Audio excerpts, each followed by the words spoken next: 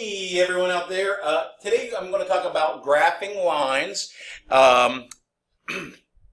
Remember that whenever you draw a graph, the purpose of that graph is to show you all the values for x and y that if you plugged them into the equation would make a true statement.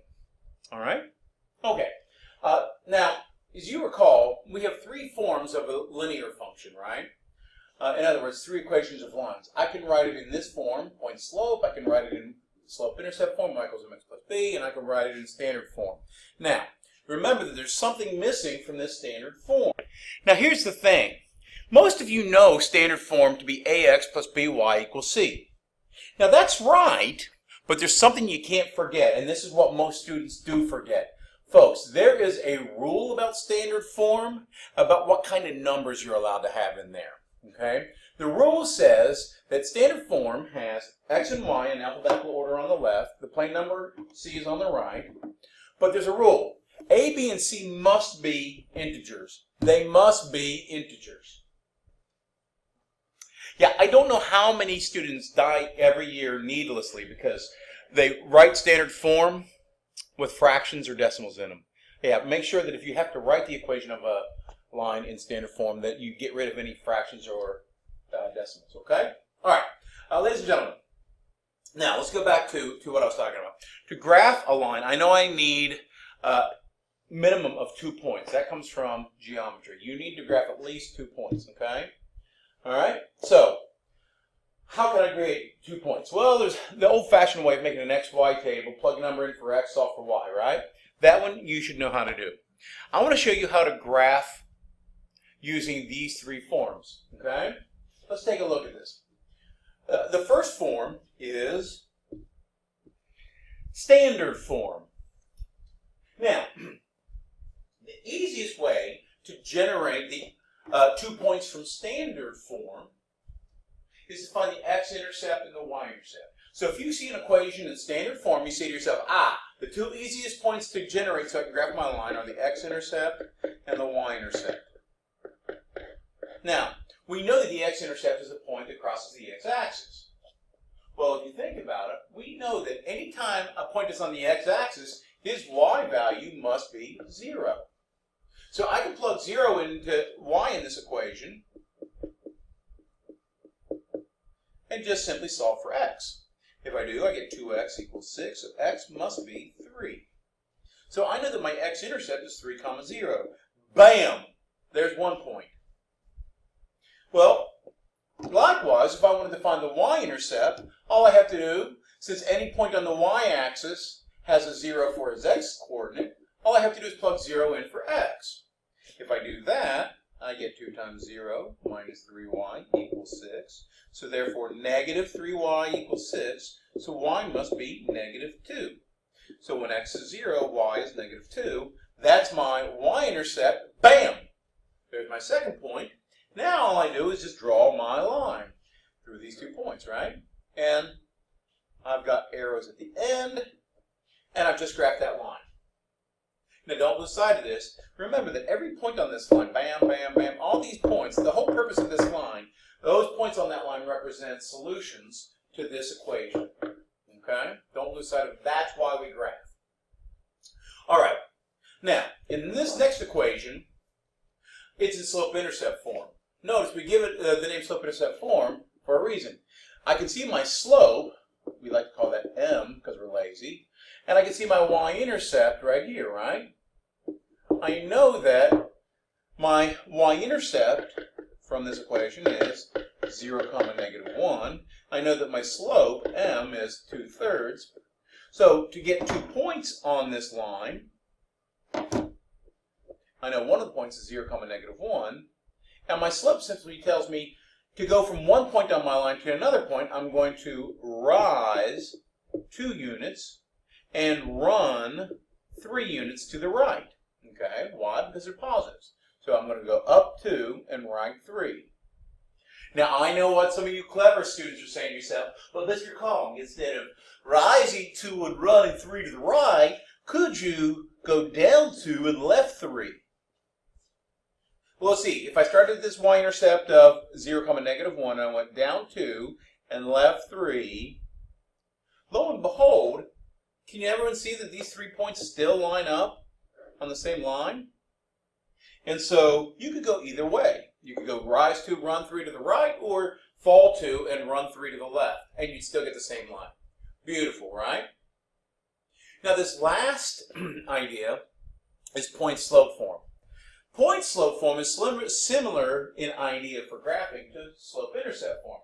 The only difference is, instead of having to graph the y-intercept, I have to graph the given point. Now the given point comes from here and here, okay? This is x1 and this is y1, right? So my given point that I'm going to graph is -1, +3. Notice how the points coordinates change sign from the numbers that are in the equation. And the reason why is, if you take a look at the equation that I wrote up here in point-slope form, notice point-slope form says y minus whatever the y-coordinate of your point is, and x minus whatever the x-coordinate is of your point. So these signs in the equation are always going to be opposite to the numbers in the points sign. So I know my point is -1, 3. I know that this still represents my slope. That's why it's called point-slope form. So all I have to do to graph this line is go to the point -1, +3, so left 1 and up 3. And then from here, I'm going to go down 1 and right 2. I've got my 2 points. I can draw my line. Now, I know what a lot of you are saying. Could you keep on going and continue the slope down 1, right 2, down 1, right 2? You certainly could, right? But again, the minimum number of points that we need to graph a line is only 2 points, okay? So, I got my arrows, and there is your graph, right? And that's how we graph using any 3 of these forms. Alrighty then. Now, the next idea is just going backwards. Right? Before, I gave you the equation of a line, and you had to extract information. You either had to extract 2 points from that equation, or a point and a slope from that equation, right? And then graph it. Well, let's go backwards, and we're going to do that a lot this year. We're going to take the equation and graph it, or I'm going to give you information about the graph, and you have to tell me the equation. Now, folks, you did this in Algebra 1. Take a look at this example. It says, write the equation of the line with the slope of -3/2, passing through the point -2, 5, in all 3 forms. Ladies and gentlemen, whenever you're asked to write the equation of a line, if it doesn't tell you what form to use, the easiest is always start with point slope, because you typically won't have to do any math. Now, I know point slope form is y minus y1 equals m parentheses x1 from that previous slide. All I have to do is plug in my point into x1 and y1 and my slope into m. Well, gosh, that's x1, this is y1, and this is m. So if I plug that in, would my equation be y minus, well, y1 is 5, so y minus 5 equals m is -3/2, parentheses, x minus, well, x1 is -2. Now notice that this negative and this negative cancel out and become a positive. And then that's what you get for point-slope form. Final answer. Bam, look at that. Other than making 2 negatives a positive, I didn't do any math. All right? So point-slope form is actually the easiest form to write an equation of a line in. Now take a look at this. The next thing, to go to slope-intercept, focus on the word form. Slope-intercept form has it has a different look. First of all, y is alone in slope-intercept form. So I know that this 5 has to be moved away from it. Second of all, slope-intercept form doesn't have parentheses. I have to get rid of the parentheses. If you do those 2 things, you'll get slope-intercept form. So the first thing I'm going to do is I'm going to get rid of the parentheses by distributing. So slope-intercept form, I'm going to get y minus 5 equals -3/2x minus, well, 3/2 times 2 is just 3. Soak that in, drink it in, and make sure you understand how I got -3 there. Now, the only other thing to get into the correct form is, in slope-intercept form, this y value has to be by itself. So adding 5 to both sides, I get y equals -3/2 x plus 2. That's y equals mx plus b, slope-intercept form. There's my slope-intercept form answer. Okay? Now, standard form looks different from slope-intercept form. Don't forget, the word form means just how something looks. Standard form is ax plus by equals c.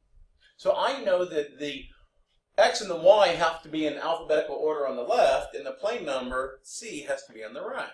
Well, if you think about this, would you agree that my x, all I have to do is move him from the right side of the equal sign to the left side of the equal sign by adding and subtracting, and I'll have my variables in alphabetical order on the left and my plane number on the right.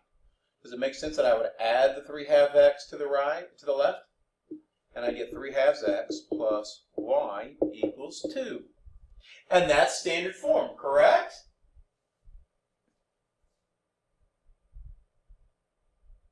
No, that's not correct. Again, remember, you cannot have fractions in your final answer. So you best be clearing that fraction by multiplying everybody in this equation by the LCD, which, since the only denominator in this is 2, is multiplying everybody by 2 here, here, and here. And by doing that, I get, let's see, the 2's cancel, so 3x plus 2y equals 4. That's standard form. No more, it's alphabetical order on the left, plane number on the right, no fraction, no decimals. Let's call it a day on that.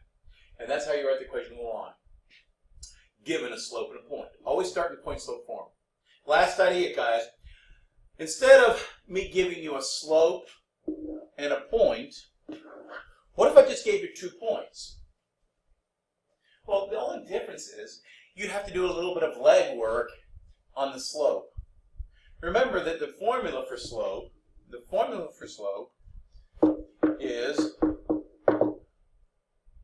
m equals y2 minus y1 over x2 minus x1. And that's the formula for slope.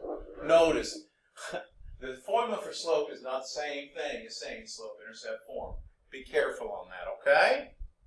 Hey, I hope that's enough. We'll talk more tomorrow.